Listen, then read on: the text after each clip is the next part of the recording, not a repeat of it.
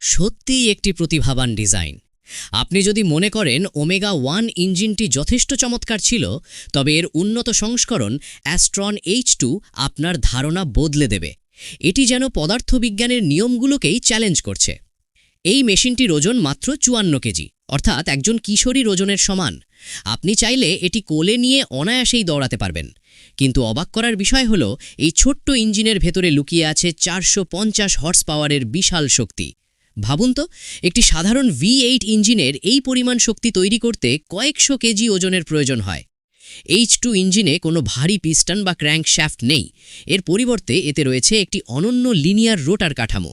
এটি যান্ত্রিক প্রকৌশলের এক অনন্য শিল্পকর্ম। সবচেয়ে বড় সুবিধা হলো, এটি জ্বালানি হিসেবে হাইড্রোজেন ব্যবহার করে এবং নিঃসরণ হিসেবে বের হয় কেবল বিশুদ্ধ পানি। এর তাপীয় দক্ষতা অকল্পনীয় এবং ঘর্ষণ প্রায় শূন্য।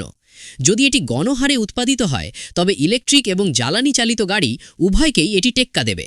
এই শক্তিশালী ইঞ্জিনটি আপনি কোন গাড়িতে দেখতে চান? কমেন্ট করে আমাদের জানান।